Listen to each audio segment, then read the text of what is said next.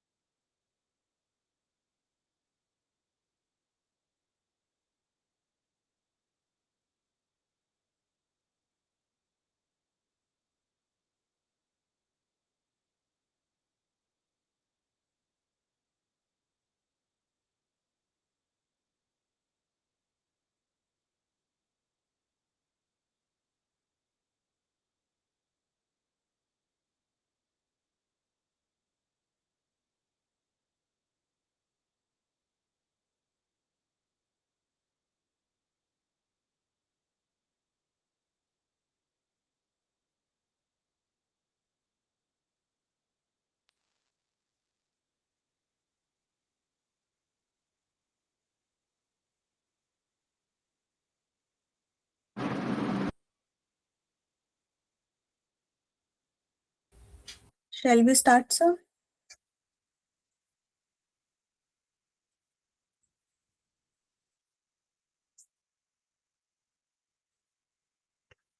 So you are not audible.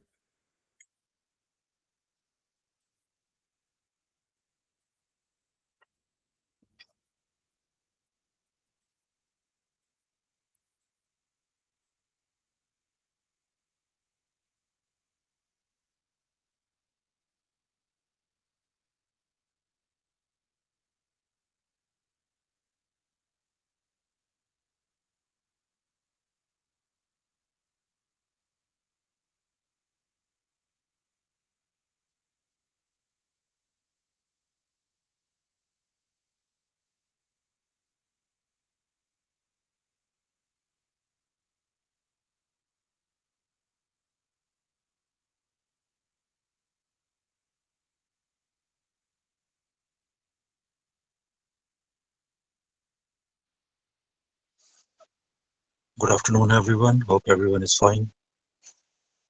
Is anyone speaking? I think it's pretty quiet in there. Yeah, very good afternoon.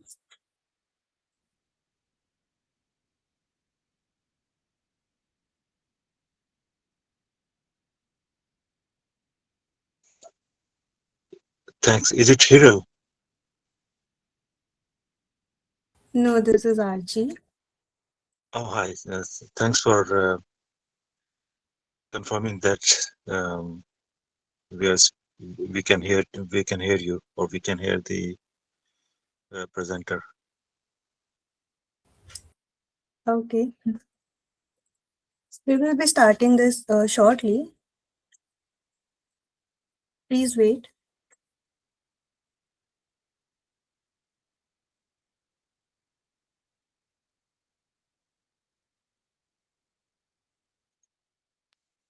Am I audible to all of you?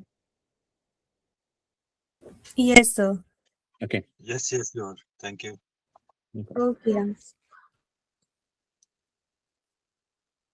Okay, Archie, please go ahead. Okay.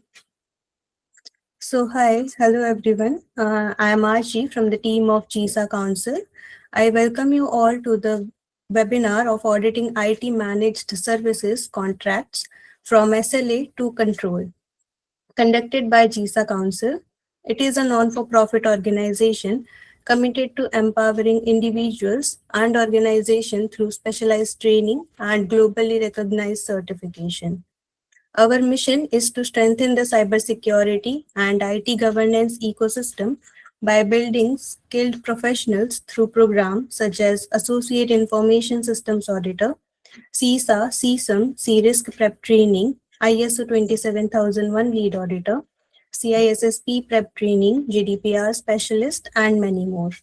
Our director, Dr. Hiral Patel, is a visionary in the field of information technology and cybersecurity.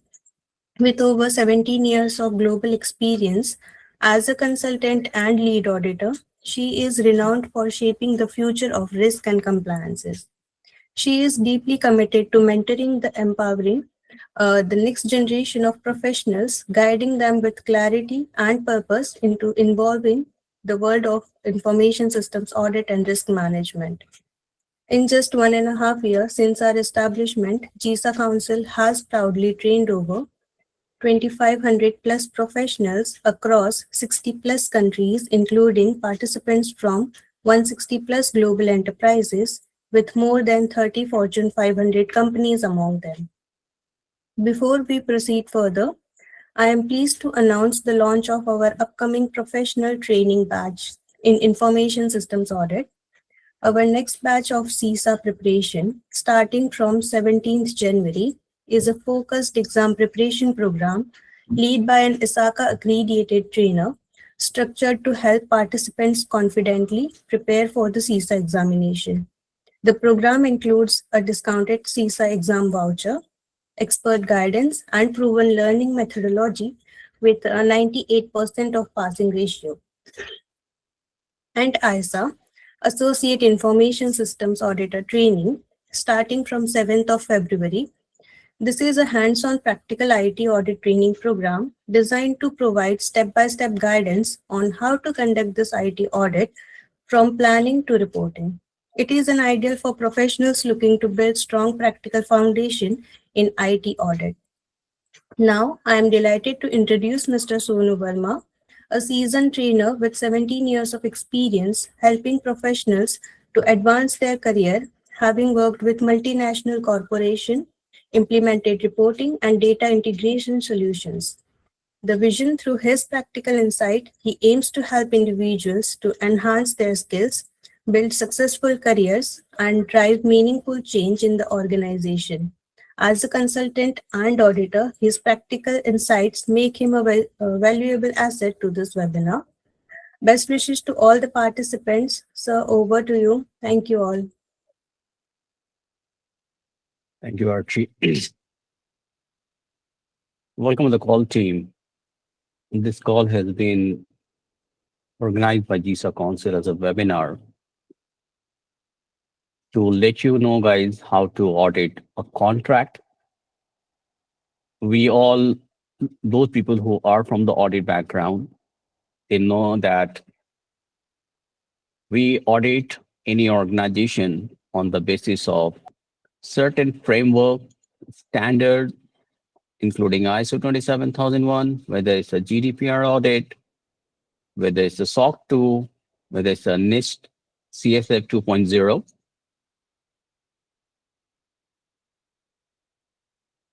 Here, I will be giving you additional information. When you are working with an organization and your client asks you to go through the contract, the contractual review, the master service agreement, MSA, and take out the controls from from that contract and start auditing your organization. So I will help you out to let you know how to audit a contract, what exactly the contract has to do with the standard that you will be auditing, let's say ISO 27001, NIST CSF 2.0, or GDPR. So for that, what I have done, I have shared a contract with all of you. Okay, is my screen visible, this PPT? Team? Can somebody confirm, please? Yes, visible. It's visible. Yes, visible. Okay. So right now, those people who are logged in through the laptop, I will appreciate if you want to get more exposure of this webinar. Okay, I request you to go to this sheet, okay, to this link. Here, I have saved a copy of IT service agreement. I'm sharing the screen, I'm sharing the link. Those people who are logged in through the, what you call, laptop, please download this contract.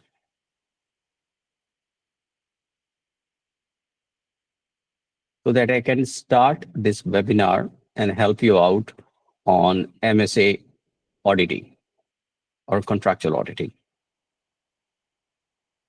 Can everyone log access this sheet? Oh, yes, it is accessible. Okay, please download your copy.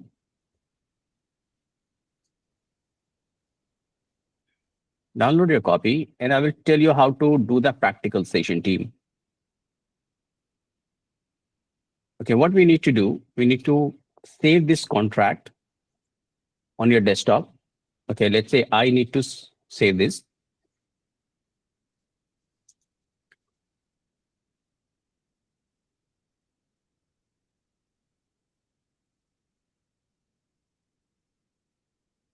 Save this contract on your local PC.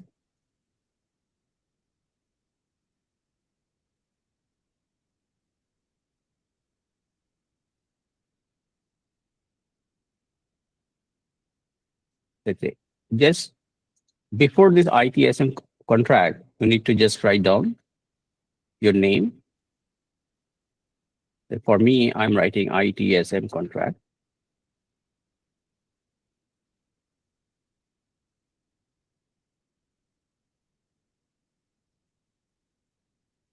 Okay, those people who wants to do that practical session, they should be doing it. Save this.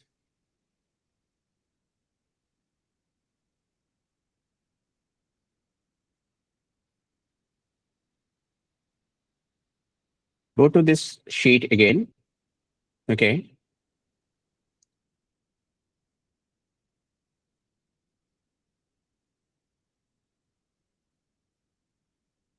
And you will be accessing only your copy for this practical session. Save this sheet here. Once you save it, drop it there.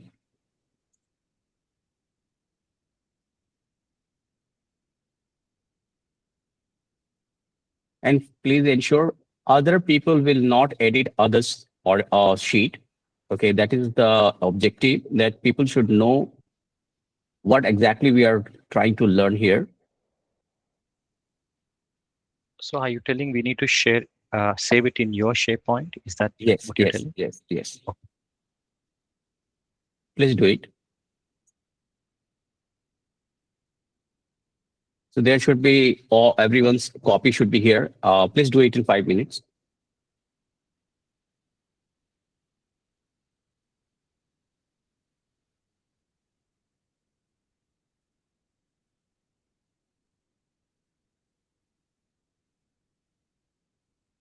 Okay, this is a contractual audit. Okay, so those people who have the knowledge of IT, those people who are in the management team, this practical session is going to be very helpful to those people who talks to the client, who deal with the client, and who drive the audit in their organization, as well as those people who are auditing the contractual controls given by their supervisor or the vendors. Please confirm once you have uploaded their sheet.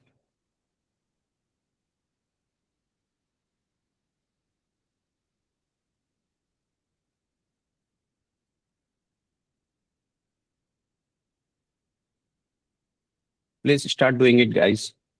I just see 5 sheets, 3 sheets in fact.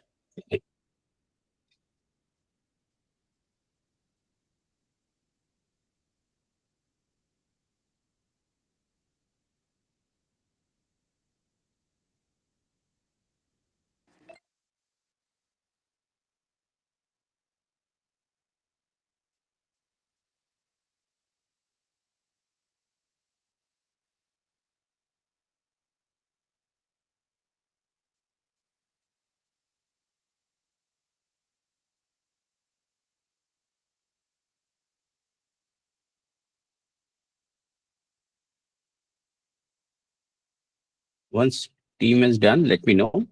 We have 2 more minutes to do this.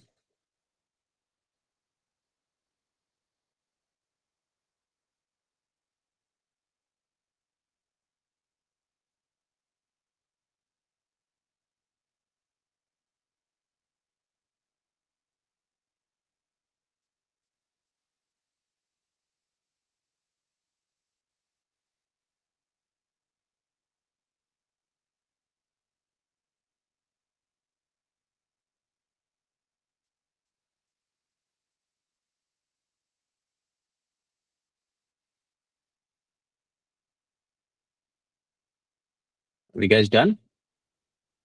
And just see 5, 7.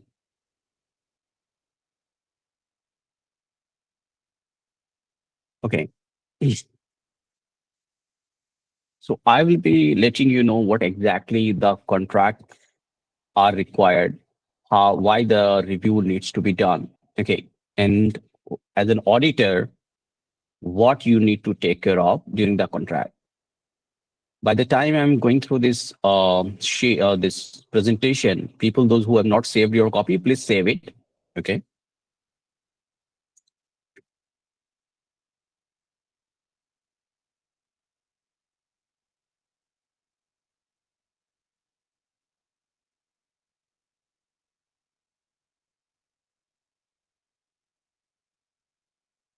Master service agreement. Okay. The contract, vendor contract, cloud service providers contract. Now, these contracts, you people already have heard about it. Okay. Now, this, other than that, the contracts are divided into 3 parts. One is unilateral. Second is called bilateral. And the last one is called multilateral contract. Okay. This contract review comes in 3 ways. As an auditor, you will be auditing almost all the contracts, including the contract that I will be reviewing as of now with you, as that is a master service agreement or the contract. Before I say that, this unilateral contract where is a contract where employee is bound. Okay. For example, NDA, non-disclosure agreement, post you leave your organization, after your employment, in fact. Okay, this is basically tied up with mostly with the project management team or the client service management team. When they are offer letters are released, they signed a NDA, which is called just not, we all sign the NDA, but this is called unilateral NDA, which is post your employment, where you sign the agreement stating that you will be not releasing any information about your client, the vendors that you have worked with your previous organization. Now, this is a post your employment with this company. A bilateral agreement, it is between employees,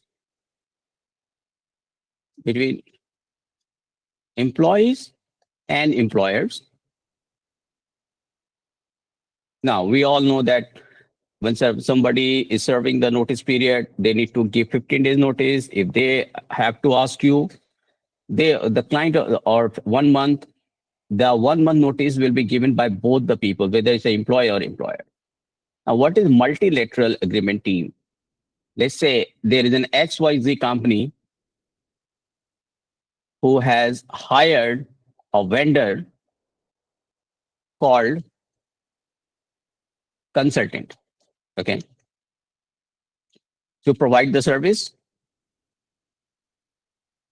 So XYZ company will bind consultant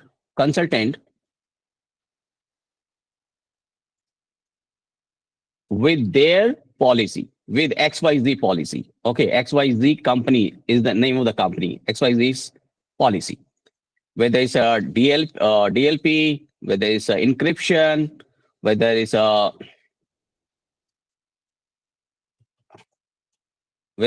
data privacy, whether it is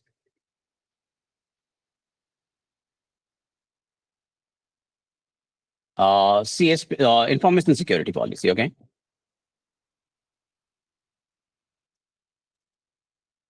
Now, once this consultant gets more business by XYZ, they can go ahead and hire more vendors to serve XYZ on behalf of consultant.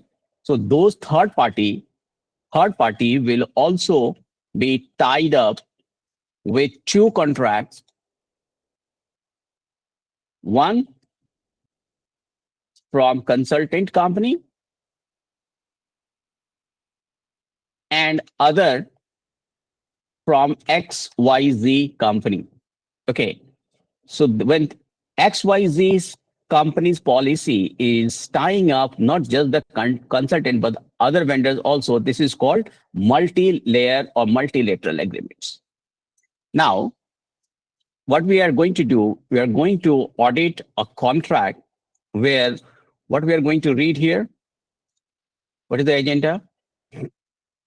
We were going to see what exactly the MSA and the contract looks like, how to review a contract, and then we are going to extract the contractual controls and clauses.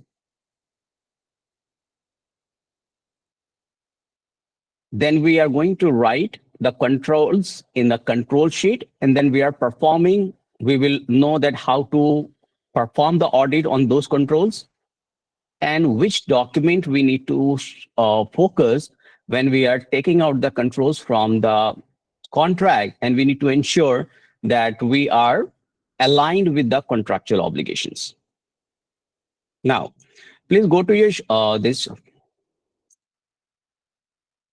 one, and team will only open your sheet only. Not even 4 or 5 people have saved. Team, this is for your benefit. If you people wants to have a practical session, I will appreciate, please open your own sheet only.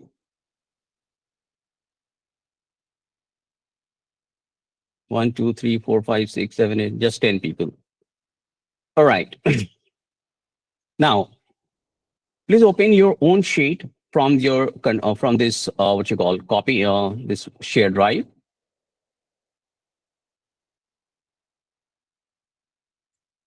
Now here,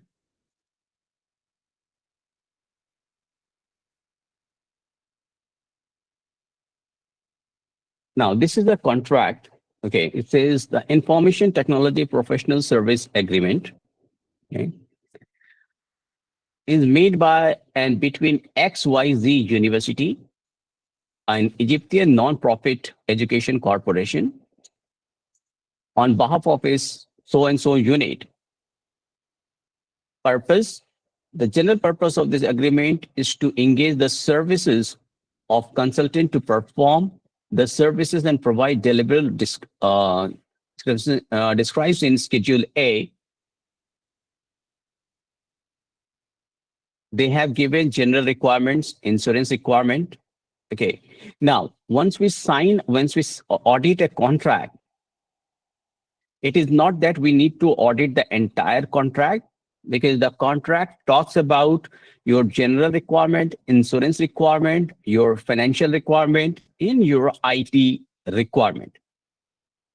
Now, this requirement that we will be reading this entire contract, okay, but since the time of this webinar is limited, so we will try to focus on the IT-based contractual obligations, and then we will try to figure out how to take out the controls and write the contractual obligations, and we will see how to audit them. Now,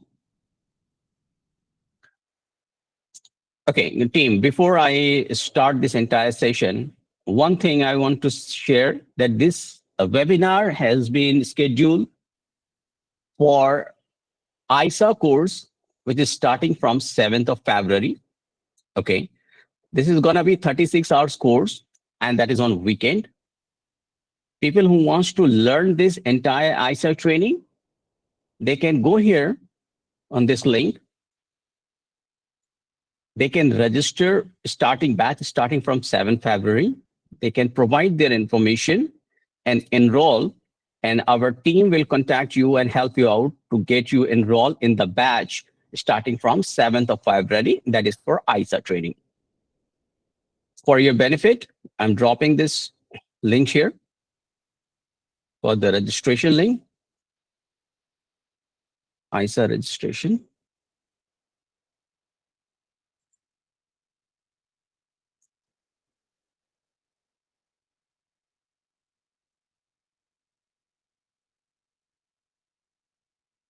All right, now we are going to focus on our contract. Now it says we are skipping this part, which is tax holding, the financial part. Independent contractor status, use of XYZ data. XYZ is the name of the company. And we are going to read what exactly it says. XYZ shall retain as between the parties exclusive ownership of all data, materials, books, and records, and information in any format or medium, including provided orally, submitted or made available to consultant, which is a vendor, by XYZ, or any other person acting on behalf of XYZ. Okay. Now, so they are saying that they are this person will hold, the company will hold the entire ownership of this data. So we were just going to color this part, highlight what exactly it is saying. So the data processor may be your consultant, but the data owner is gonna be only XYZ. Once a person leaves the contract, they terminate the contract with the vendor. It says consultant shall not access or use XYZ data to create aggregated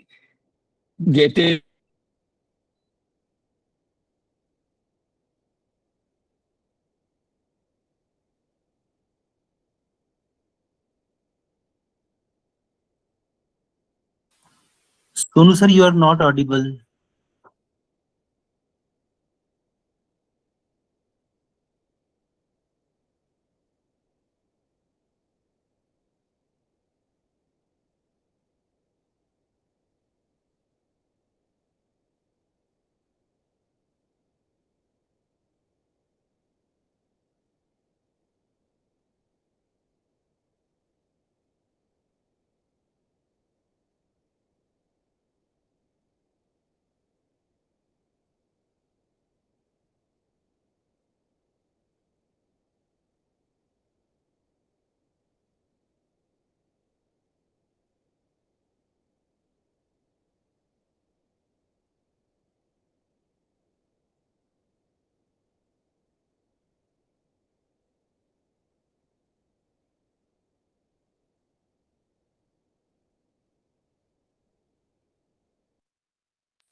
Am I audible now?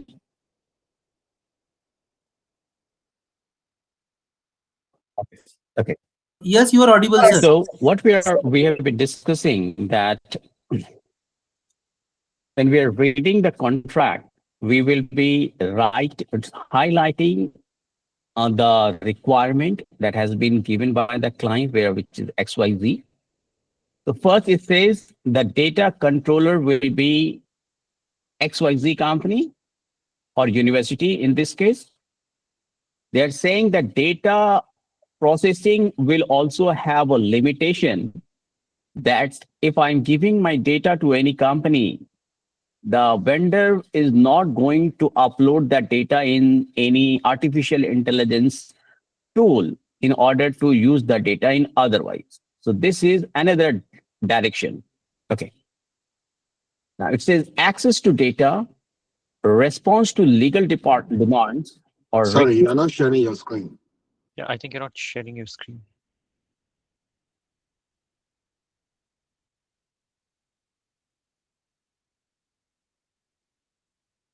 Is it visible now, T?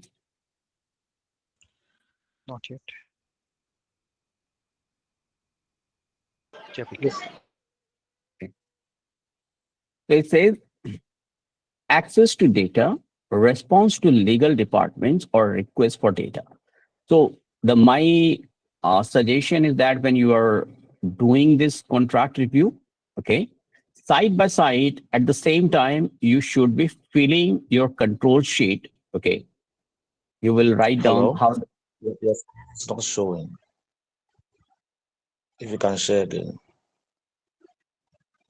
Is it visible now? See? not Yes, yet. it's visible now. Okay. All right. So what we are going to do, this is the format of the control sheet team. And those people who have completed the training ISA and ISO from my side. Okay, I take multiple batches. So they have this control sheet. However, I will share with you guys again. Okay. So what we are going to do, since we are taking the control from this contract. So what we are going to do, we are going to write down standard contractual obligations. Okay. And you can write down instead of MSA standard here, write down name of the company. Let's say here XYZ contractual obligations. We're going to write down. Now it says ownership of the data. So the data, we're going to just copy this part, paste it here. Okay. Now the ownership of the data, those people who are from the IT team can confirm me which domain of ISO or eyesight falls, the data control, data management. So data privacy, right? Or you can write down the privacy domain. Who is going to handle this thing? The privacy team. What does it say? The control number is contract number, clause number 8. We're going to write down XYZ clause 8. Okay, control description. Now from here, you can write down control description completely.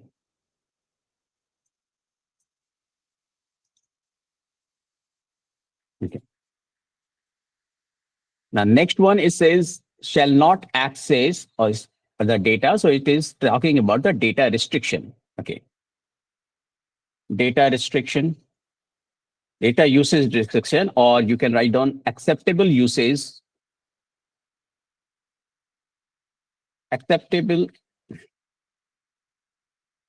usage. So it is going to fall under which domain? Now, again, it is a data privacy. Now we need a policy to be reviewed, which is a data privacy policy. And the policy department who writes the data privacy is your policy, which is a corporate policy, a department, okay? Policy. Now, which control it is? It is coming under, again, clause 8. You can write down point 1.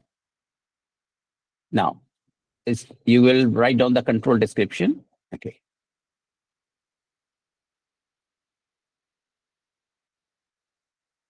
Done. 2 controls you have extracted to audit in your sheet. Now we're going to the next sheet again, next control. It says access of data, response to legal demand or request of data. XYZ shall have the right at all the times during the terms of this agreement to access, copy, and or remove and all XYZ data and information from the consultant.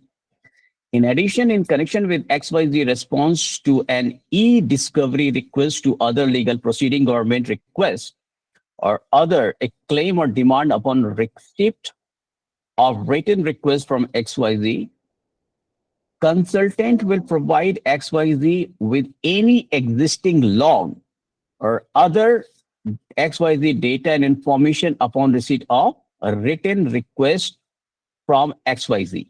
So you will write down. I like this.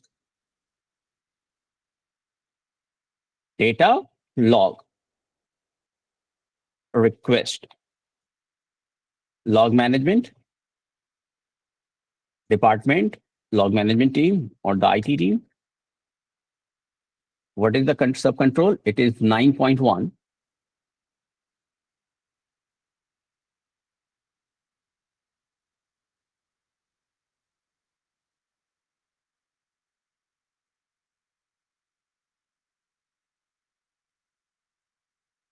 Copy this part.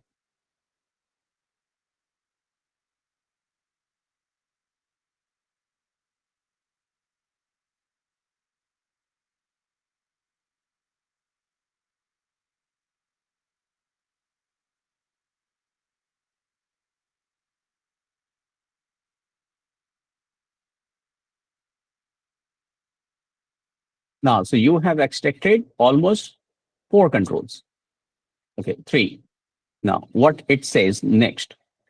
Okay, for the benefit of you guys, okay, I have already highlighted certain control so that I can let you know more about this thing. Now, the next requirement says confidentiality. Consultant shall not directly or indirectly disseminate or otherwise disclose, deliver, or make available to any person outside of his organization any confidential information as defined below without XYZ prior express written consent. Okay. Okay, it is asking for the same thing, written permission, not withholding. Okay. Now let's go to the IT controls. Compliance with applicable laws and university policy. Consultant is subject to applicable XYZ university. I hope people are copying their own sheet. Okay. I believe so. So that it is helpful for you as well. Instead of watching this video later, people who have not done it, they can watch this video. Okay. Now, it says, consultant, its employees, contractors, and agents shall act at all time in a professional and ethical manner and shall not engage in harassing, retaliatory, or discriminatory behavior. So what it is saying that you need to have obligations, which is non-discrimination. Okay, the domain is your compliance. Now, department who is going to handle this part, this is something is called ROB. Okay, rules of behavior document. This is a policy, guys. I'm not sure what your organization calls in your organization. Sometimes it is a employee handbook. Sometimes it is in the role of behaviors. Okay. This is coming from control number 16. Okay. So you will write down control XYZ, clause 16.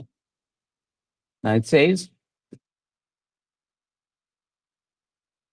consultant is a subject to applicable XYZ regulatory policies in all applicable federal government. Further, consultant is in its employee contract and agents shall act all times in professional and ethical manners. Okay.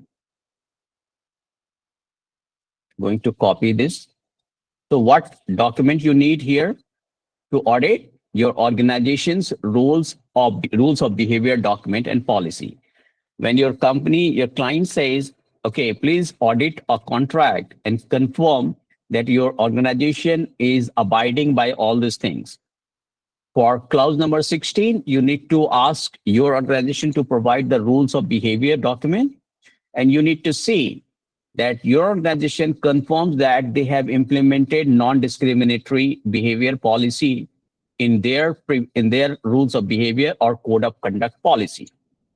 In the evidence list, you will write down test of design. Okay, I'm writing for one. Okay. How will you audit this?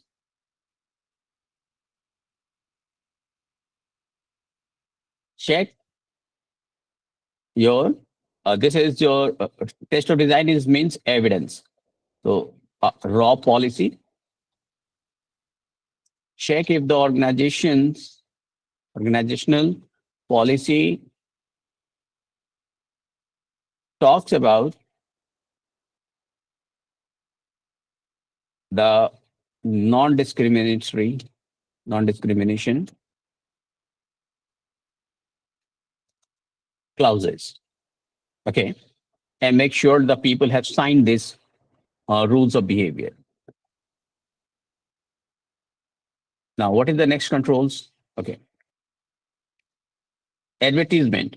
It says consultant may not use the name of XYZ or any variation of the XYZ name, including logos and trademarks or any kind, or those of any XYZ colleges, division, department, or programs for advertisement or publicity purpose without first obtaining the consent from XYZ. Okay. So in our organization, people must have seen their recruitment team or their compliance team says, nobody is going to click the photograph on the floor where it is capturing the company's logo, company's name, and your employee card. So what controls we need here to validate in your organization? First is the consent form. Second, your no cell phone policy on the floor. So you need to check your organization's no cell phone policy. Any questions so far, team? Any question? Appreciate you to share this control sheet through email when we send across the feedback details.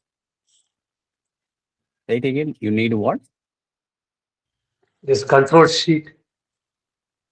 You will get it. Control sheet, you will get it. Don't worry. I will share the control sheet with everyone. Any question I'm talking about? Any question so far in understanding this, what I'm teaching? All clear? When you talk about this mobile phone, no mobile phone policy, will not even be objectable, will not be right if CCTV also will come into picture? No, we're talking about the mobile phone. Okay. What happens in the organization? There are organizations, they say camera cell phones are not allowed on the production floor. They say we will allow only the top management to use the camera cell phone. They cannot restrict you to talk on the phone. So what they do, the organization, since now in India, there is the internet, access to the internet has become your fundamental right. That is forming a way of communications. Okay. So the organization, what they do, some of the organization do not violate the regulatory requirement. They say, okay, you can use the phone, Either they provide you the landline, or they ask you to carry your own phone, which is a non-camera phone. Only the top management will have access to the camera phone. First. Second, if your organization is more liberal, which is allowing all the people to use the camera phone, they have a strict flyers pasted every time on 3-4 pillars on the floor that says do not click the photographs on the floor, even if it is an R&R, reward and recognition ceremony or anything. Have I answered your question? No. Makes sense. Yes, sir. Can I ask you a quick question? Yeah, please go ahead. Yes, my name isn't showing up. It's Nadeem. I know you. You have been in my Thank previous you. class. Thank you. You know, I missed the beginning of this. That document that you're reading, is that the security policy of the university? That is correct. Thank you. There's a contract. Yeah.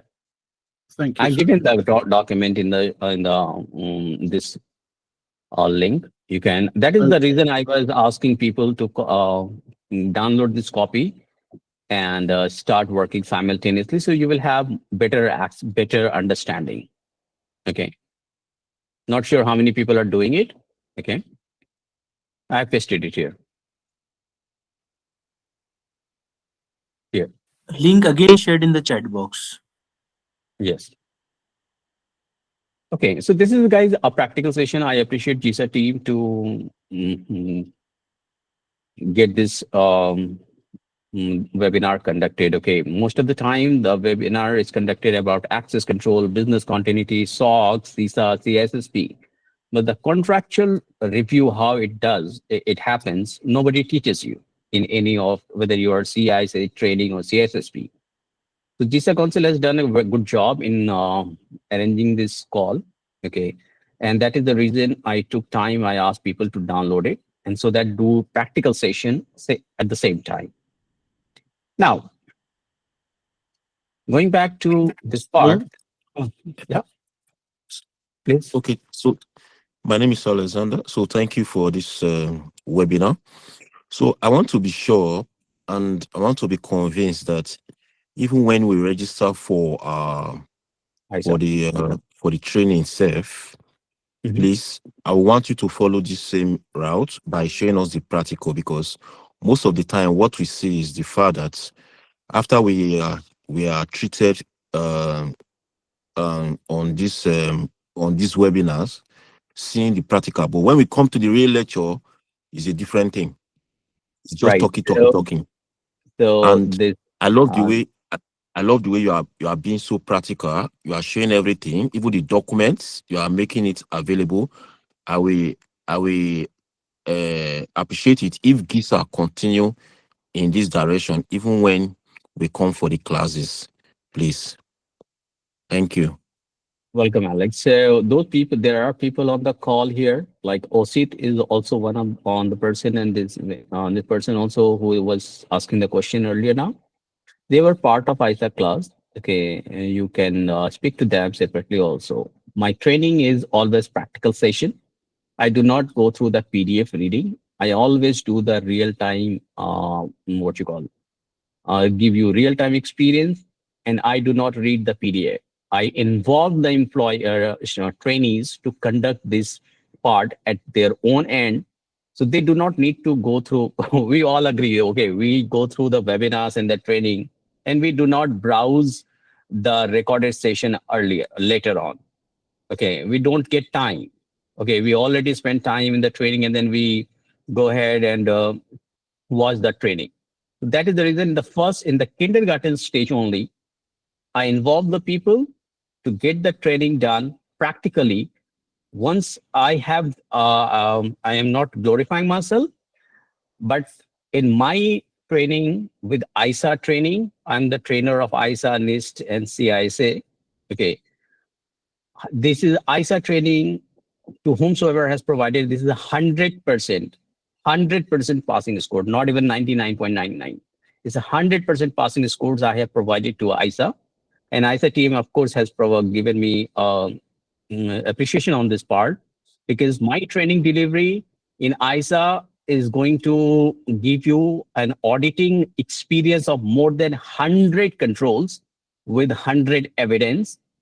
I will show you how the audit takes place and how and at the same time in the audit, I provide the risk assessment, risk management, risk treatment, everything gets covered on those 36 hours. So those people who are interested, simply go here to this ISA registration. The batch is starting from 7th February. Register yourself and I will be happy to give you the complete practical session. Make sense? Yeah, that is amazing. Thank you so much. Oh. Thanks, Sonu. This is Sayed here. Unfortunately, I'm not on my desktop, so I'm not making full use of this very valuable experience or training. However, this just regard to this control, I mean, which kind of organization normally predominantly use this document? Okay, all the organization, I have been all the in organization India. does it. All the organization does. Okay, but the concern is that they gauge your bandwidth, your knowledge, whether you can audit a contract or not. So on these 70 people on the call, most of the people are from the IT and audit, but I'm sure nobody must have performed this. Anyone who has performed this contractual audit? Anyone? Well, not me. I mean, I've been in insurance industry. Right, And, no one has, because what your management sees whether you have the knowledge how to audit the controls of the contract or not. Since it is a highly classified document, it is shared only with the director and the client service and the legal team. So they do not share these controls.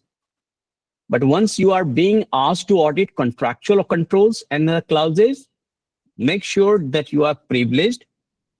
Without knowing, the management has already figured out that you are a gold of this organization who can be given this task.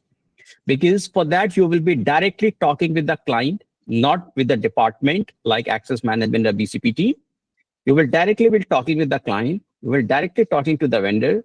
So the access to this data is high privilege work. So they do not give you the access to the contract. Okay.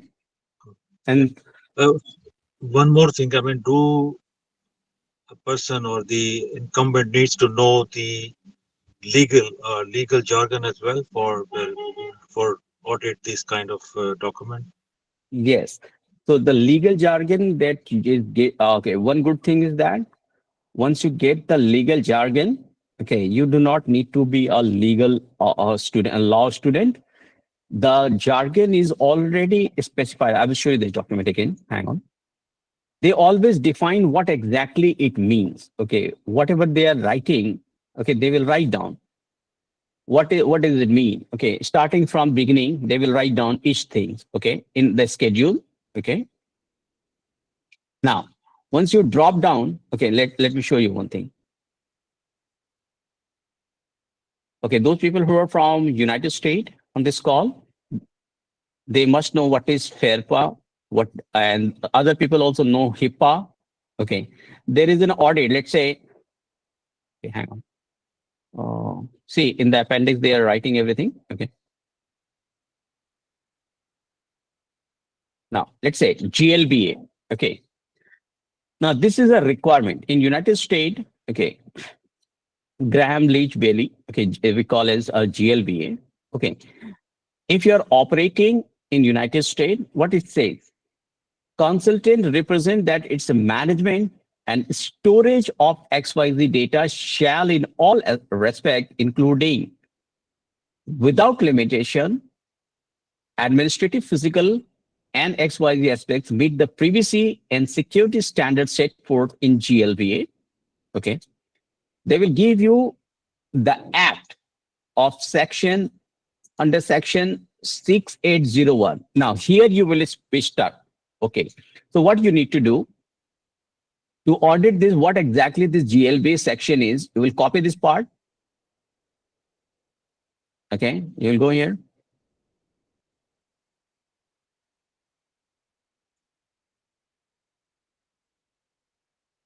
paste, enter. Okay, it will directly take you to the GLBA. Okay, this is a government site.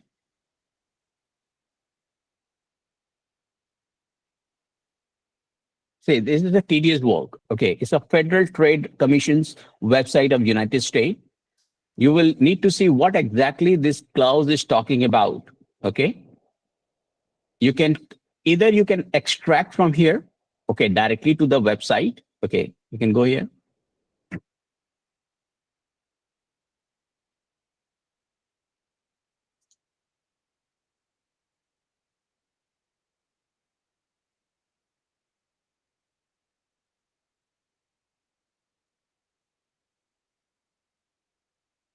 And you will get the controls. Okay, by the time this is loading, okay, sometimes it does not allow you to go there. So what I have done, I have pasted the controls here, okay, for this class.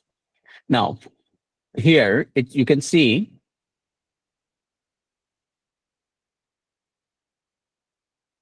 four GLBA rules affecting data, okay.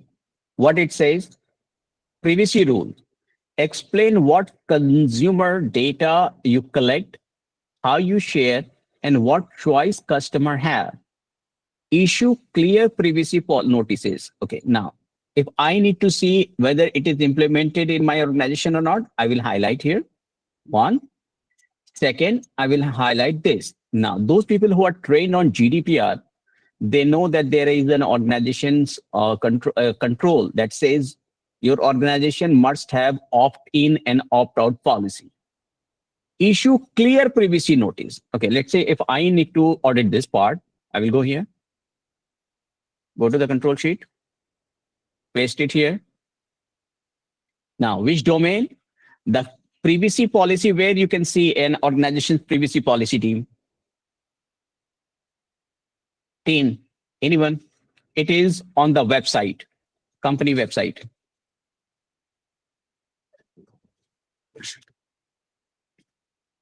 Who is responsible to update your company website? Application team. Application team with the help of legal team. Now here, when you're going through this, it is coming under XY, clause number 9, XYZ, clause 9, but it is coming from GLBA.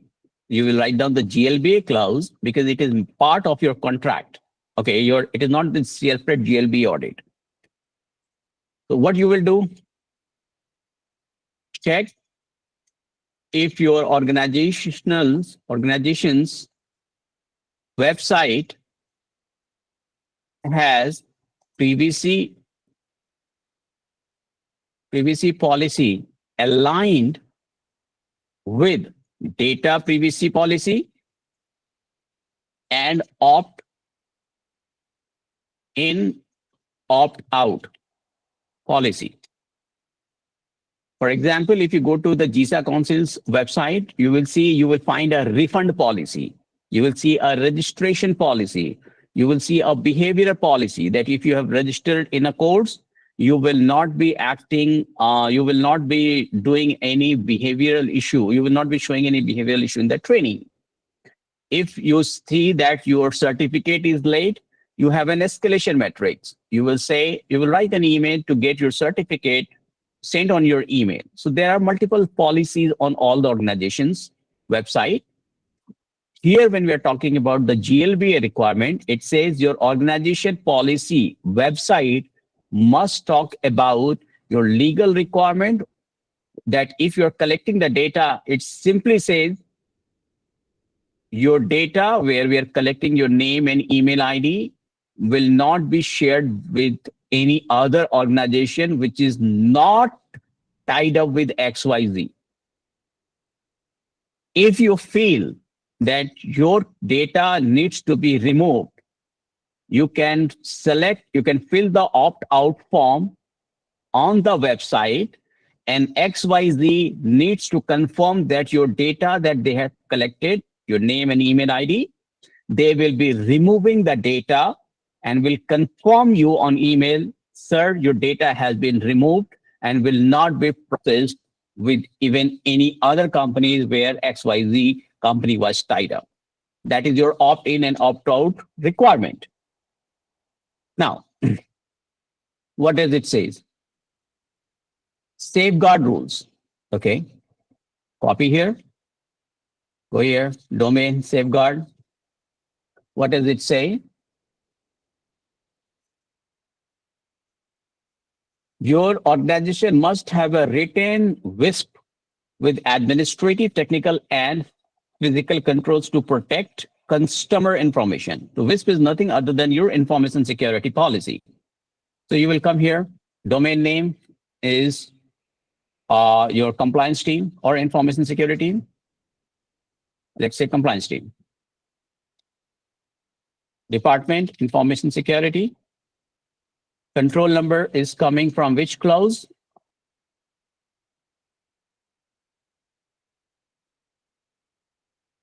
It's GLBA. Second, GLBA 9.1. What does it say? Control description. What is your control description? You need information security policy. Check your organization has a written information security policy,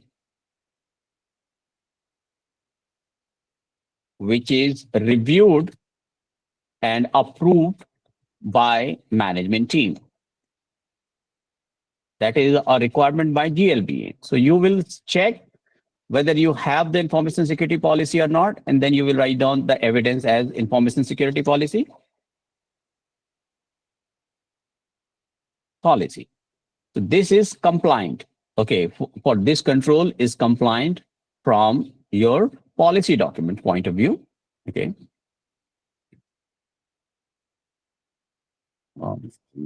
With, let's say, ISMS policy, information security policy.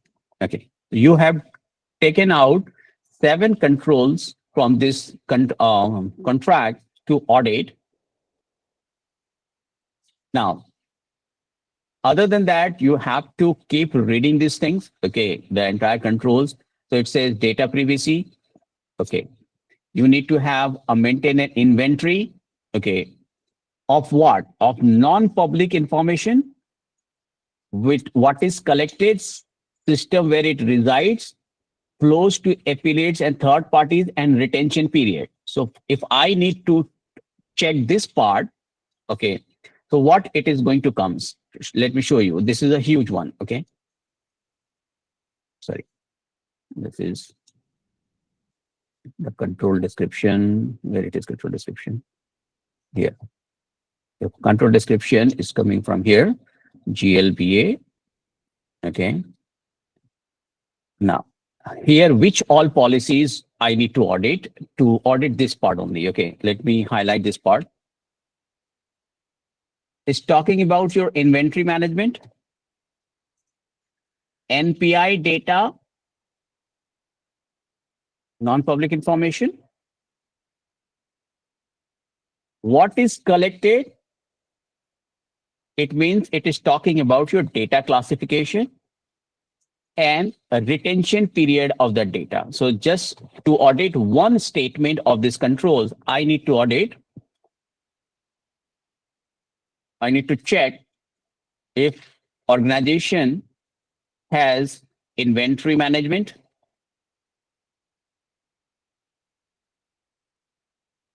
system,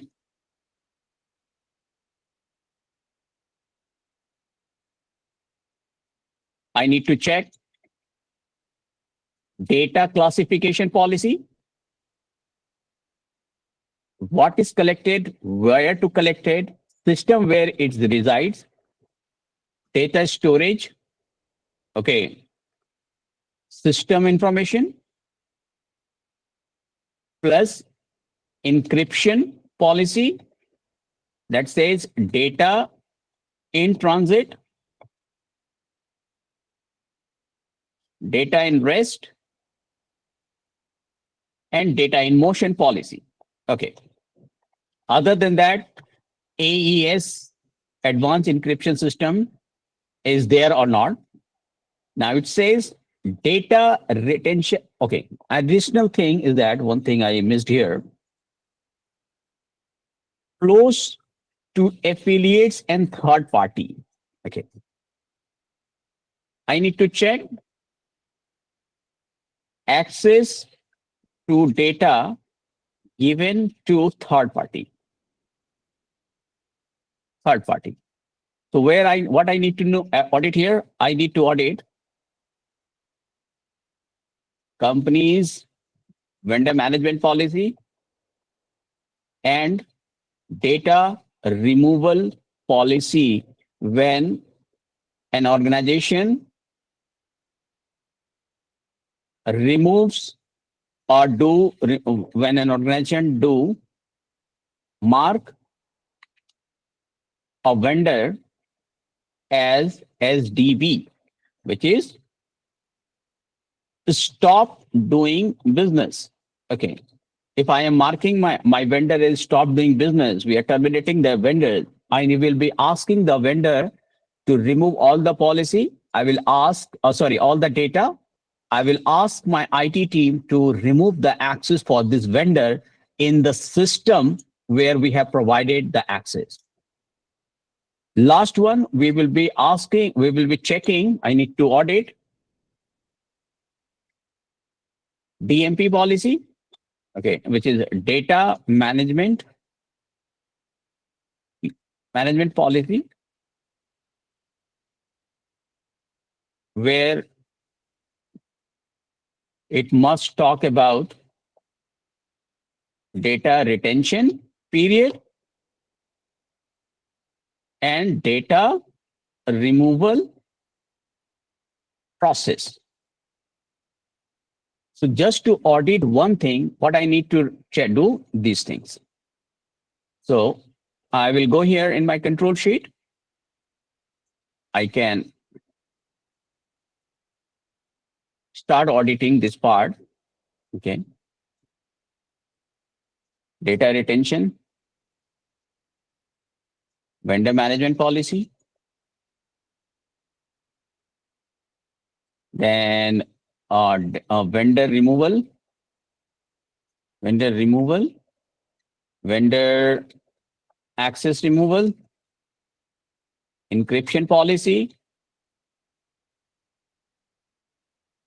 I will be auditing all this policy of an organization to check that we are meeting a contractual obligation only this part.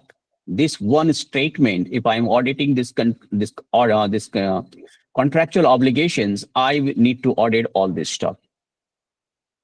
Is this clear, team?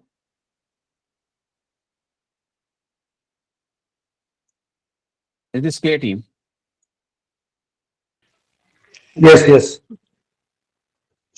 All right. Yes, it's much better understanding. I was wondering if you can give us example of like Financial Conduct Authority in UK from their perspective, auditing their controls and policies Sure. and legislation. So Sayed, for the UK, we will be conducting more and more webinars. Okay, maybe next month. So I will keep it in mind. Okay, I will put some UK controls as well. Okay, since this webinar is a time-bound webinar for 1 hour. Yeah. Okay. So once again, those people who want to have a complete practical experience on one by one, go here on the GISA website, register yourself. This course is starting on every weekend. This class will happen starting from 7th February. This class will be taken care in 36 hours of the class, where we will not be reading PDF, but it is gonna be complete practical session of 36 hours. I'm dropping the link here again for the registration. so that the support team of ISA will provide the confirmation.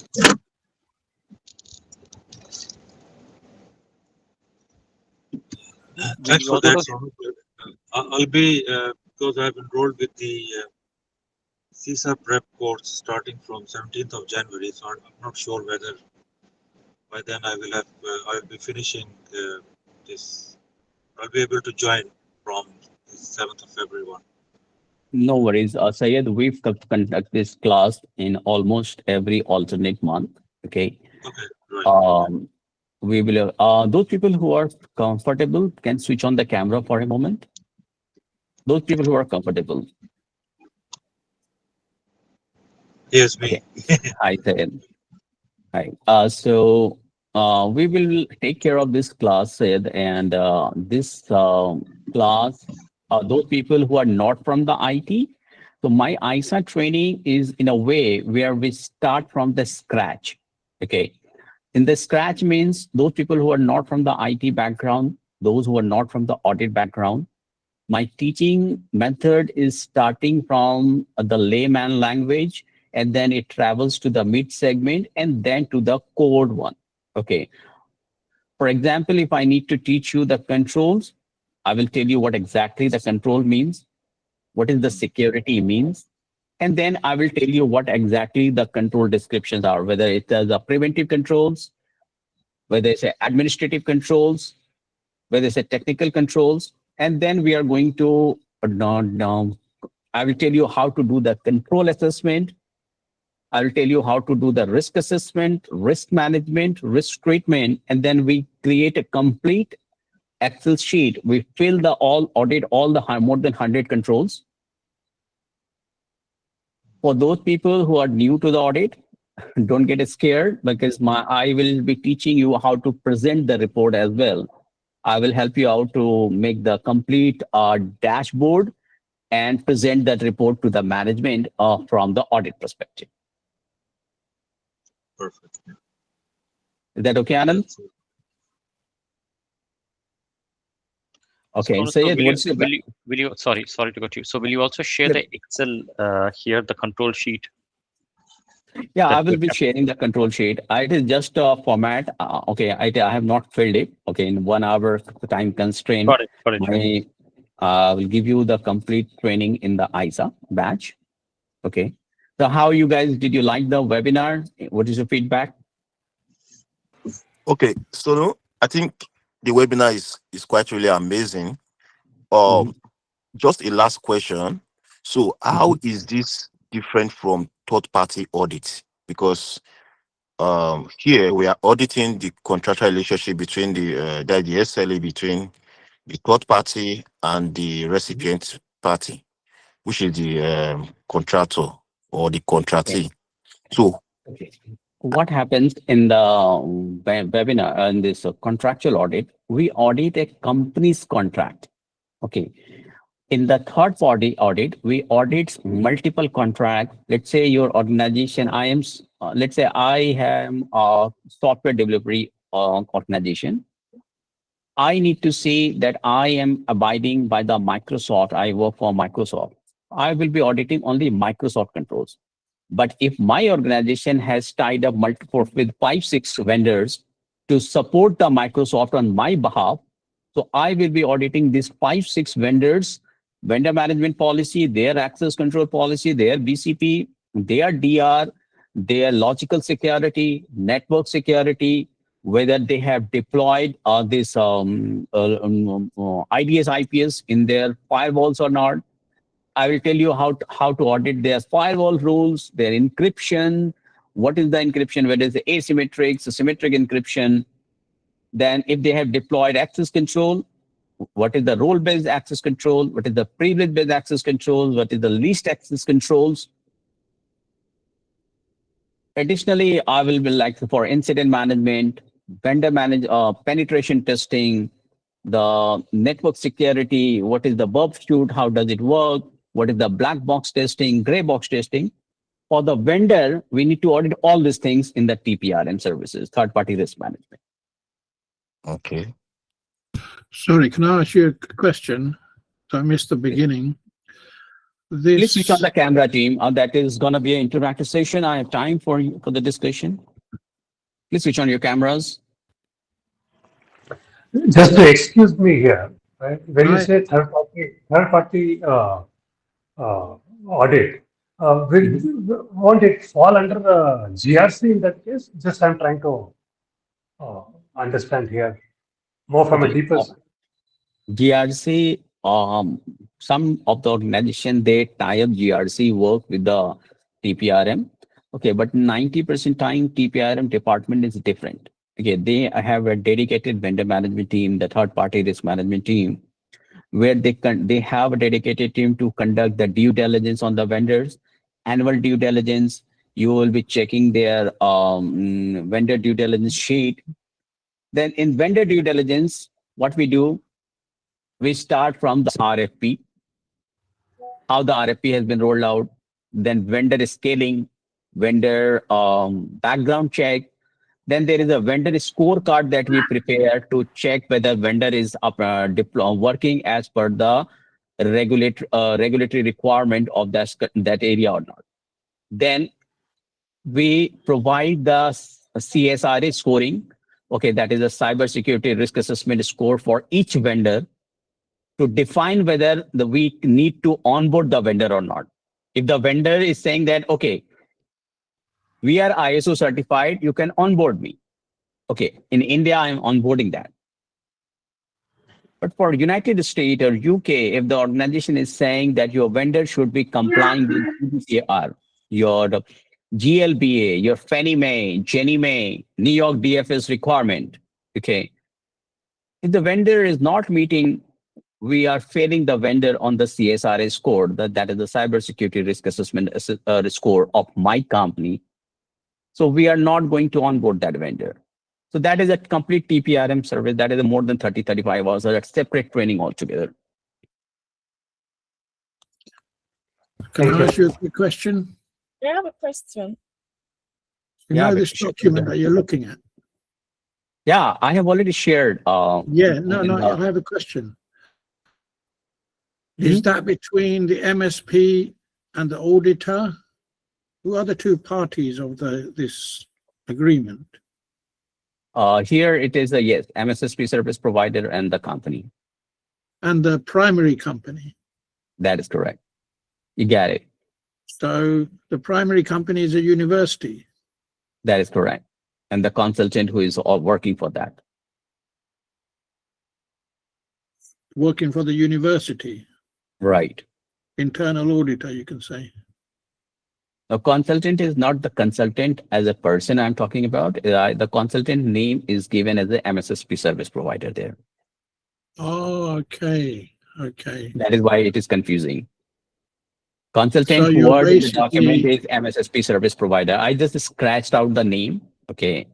Since it is a actual contract, I just scratched out the contractual client's name from there. And I just replaced with XYZ company. And the vendor MSSP service provider name as consultant, since we work as a consultant for the company, for better understanding. Yeah, I'm slightly confused because you have a primary organization and you have an MSP providing services. In this document, the contract, right? So XYZ is a university, okay, who has hired a consultant, okay, which is the second company who works for XYZ company to perform all this work, whether they have access management, data controls, and everything. So they are abiding by that. Okay, so it's between the auditor and the primary company, which has an MSP on board. Yes. Thank you. Thank you for that. Yes, Mojipi, you have some question? So I have a question. Yes, Patricia. Okay, so I heard you said something like document review, right? So I remember when I was reviewing a third-party audit. That's the SOC for the SOC team, the cybersecurity. So I noticed that their policies was being signed by the ISMS trainee, the lead implementer, not the lead auditor. But despite they have the CISO and the CIO, that's the Chief Information Officer in their company, but they assigned it to the ISMS, the lead implementer, to sign that. Is that not a clause? Because I raised that as an exception, that no, you have a management there in the organization, and they are supposed to sign those documents, not you, the lead implementer. So I raised that, and they were arguing with me. I said they should go and think about it because I can't close that exception. So now we are having a discussion right now. Is that not a clause? That is not the clause, Patricia. Okay, this is the organization culture. Okay, what happens? Or some organization give complete responsibility to CISO. Okay, CISO is responsible to audit everything, drive all this thing. But let's say the small organization has hired a CISO. Okay, you cannot compare a CISO of a small business company and the CISO of Google or Microsoft. They're giant. Okay, so the level of CISO's knowledge. Okay, I'm not passing any remarks. I'm just trying to make you understand. Okay, so if the organization has hired a CISO who has the legal knowledge, plus audit knowledge, plus network knowledge, so that CISO can run the entire show, one person wearing multiple hats. Okay, so of course that CISO will be very expensive resource. Okay, so in order to utilize that resource, the organization decides that, okay, we have the legal work that will be taken care by CISO. We have a contractual work that will be taken care by CISO. But if the organization has dedicated legal person, so the legal aspects will be taken care by these people only, or what you call legal team. So your organization policy will say, okay, the contractual review will be done by this, legal will be done by this. So it depends what your organization's structure is, what is their what is the what you call the structure and the culture of the organization is. That decides. It is not, and when it is decided, it is written in the clause. So one company's policies and other company's policy will vary, and that is why you got this is not a control requirement, a universal control requirement. For your company, it might be a contract because your company must have a CISO who is running this entire show. Have I answered your question, Patricia? Yes, you have. You have answered my questions. Thank you. Thank you. Yeah, Modi. Thank you, sir. My own question is not question really. If my own and the network was not friendly at all. So I just want a reassurance from you that we are going to have the recording video of this session. Because Yes, I can't just... Okay. You will have the recorded session. Thank you, and thank you very much. Sure. Yes, Justin. Justin, please, those people who are comfortable, please switch on the camera. I switch on the camera? Yeah. Okay, yeah, I am here. I don't know if I'm visible. Yeah, you are. Hello, visible. everyone. Mm-hmm. Now, this may be a different scenario. I imagine I have been auditing IP security, IP integration security. And looking at the SLA, I noticed they are using a vendor, which vendor contracted another third-party vendor, which third-party vendor had been kicked out because of a fraud in the previous engagement. So now on reading this contract, reading the contract, you identify that this vendor was contracted by the current vendor and fraud is still happening. So to me, I'm looking at it like the problem is actually not the current vendor, but the person who is the third-party integrator who was the problem from the beginning and they kicked him out. Now, I do not know how to handle this in of course, I have highlighted it, but now how do I get to hold this third-party vendor accountable, given that they had been kicked out from the beginning due to fraud in a previous contract. Okay, so what you need to do, you need to open your incident management policy and the privacy policy of the organization. It must be talking that in which all cases you need to raise SAR, that is a suspicious activity.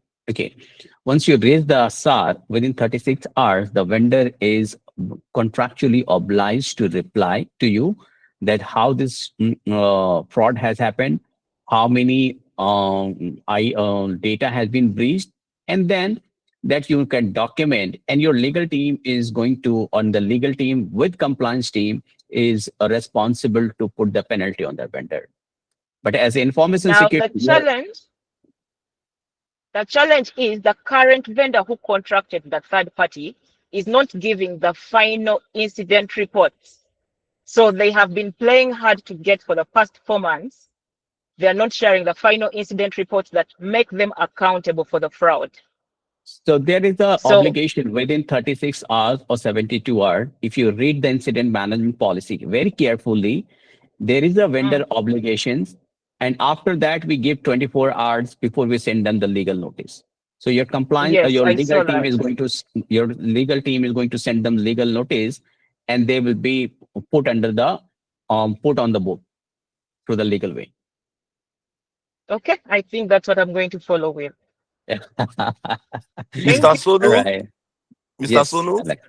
Yes. So I'm putting this to you that we are going to have a third party audit as a lecture. So Okay. you have to discuss with GISA, and I'm ready to also attend that class. And you are the one that is going to take it, no other person, please.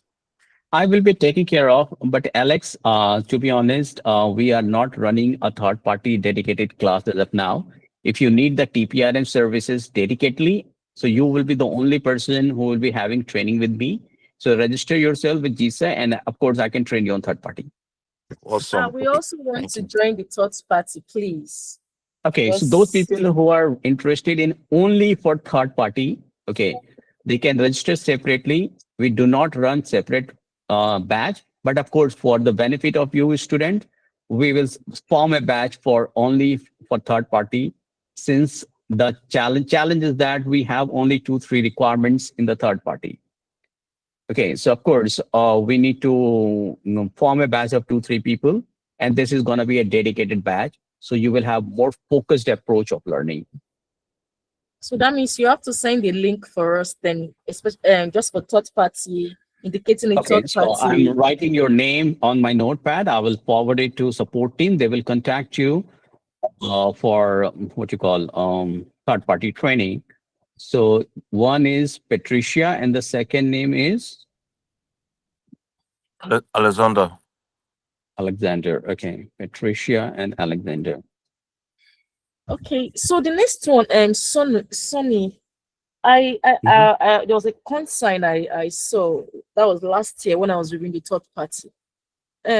This is still on the InfoSec team. So the vendor, right? You know, based on PCI DSS, they talk about reviewing of the firewalls rules and the likes, and also on the some standards too. So I asked them, because they have CIO, that's the Chief Information Officer, and also they have CISO, right? So because I know this job is supposed to lie with the CISO, not the CIO. So I asked them if they actually did a review of their firewall, because they are our vendor that does our SOC analysis for us, and some other critical applications too. So I asked them, they said they did it 2024. It just comes when they feel like they want to do it. So I said, no, that is a consign, because this is a firewall, and there's some things that moves like our logs. You guys review our logs. So if there's a fraud or something, a malicious attack from your own end, it might affect our own too, from our own end. So I now said that we need to speak with the CISO, because the third party, the firewall needs to be reviewed either quarterly, or monthly or something, because they don't have a documentation that states that they will be reviewing firewalls. They just showed me a screenshot of they have a firewall. I said, no, that's not what I needed.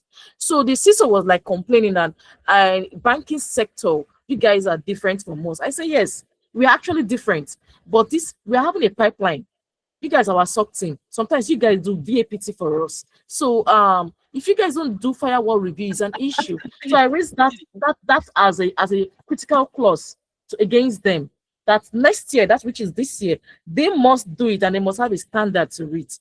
It's either they do it quarterly, monthly, or depends on what their organization wants to do. So I don't know if I'm in line with this with the WIMBA training too, that I'm correct and raise that as a critical observation, not just but critical.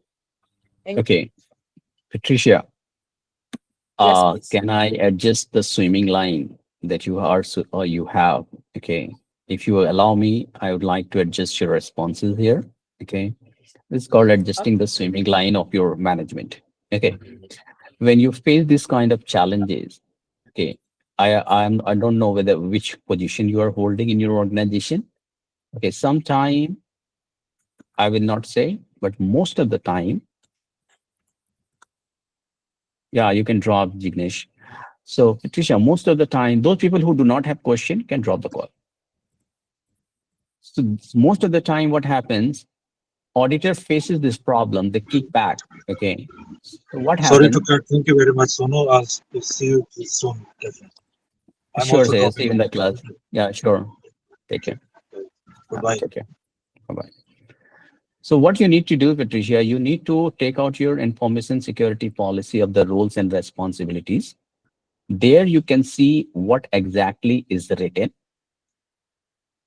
If the company says that so and so people needs to exercise the VAPT or firewalls rules review on certain interval, do not talk to CISO. Document this thing on your email, okay, so that the CISO is obliged to reply to your email with the justification, because most of the organization allows you just 72 hours. You can hold an email. You need to reply. If it does not get replied and there is a finding in your report, in your audit, if somebody asks you, hey, Patricia, why the firewall rules review was not done? You can say that I saw that email. I exercise my rights to reach out to CISO to get this done. And here is a documented email. It is not answered and the person has not performed the firewall rules review. Now the responsibility shifts from your shoulder to the CISO shoulder. And of course, CISO has the better, more power in the organization. They can force the person to conduct the firewall rules review who is responsible to do that. In one or two cases, if still the person does not perform the reviews, your management is going to take the action against the firewalls reviewers. So instead of stressing yourself, okay, don't try to stress yourself on this thing. Read the policy, bind the people with the policy, so that instead of you stressing out, what you need to do, you need to give them responsibility to perform this work. That is their job responsibility. So they have to do it. Okay? Okay, thank you. So You're welcome. in our own internal policy in the bank, we have we have a review of firewall quarterly, right? But the vendor, they don't have a policy that speaks to firewall review.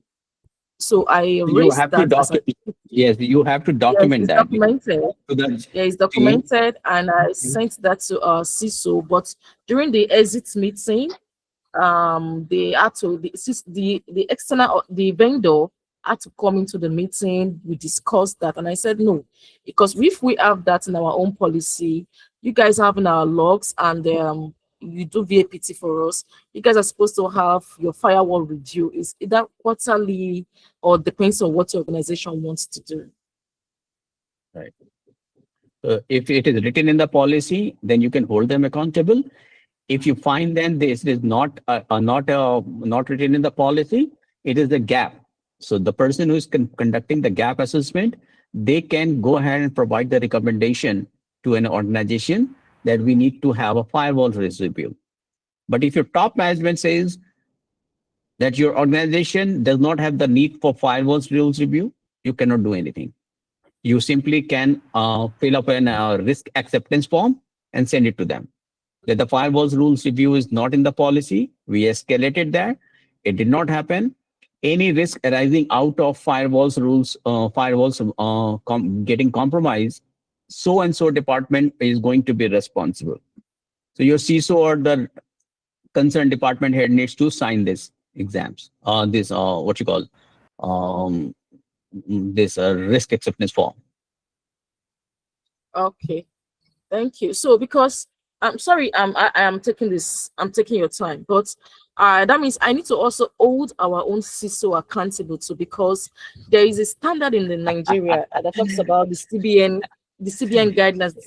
Don't talks fight. about Okay, cyber. don't fight with them. No, okay, just talk to them and no, get no, it I'm not. documented on email. Yes, because they did this third party cyber frame for third party is a risk assessment for third party.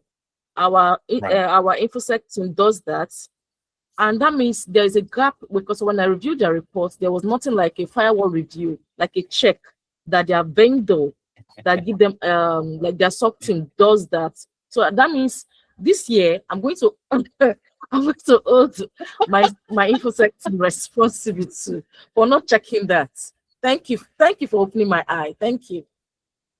Take care, Patricia. See you in the class, in the ISA class. All right. If there is there any more question? Good afternoon, sir. Hey, Ashutosh.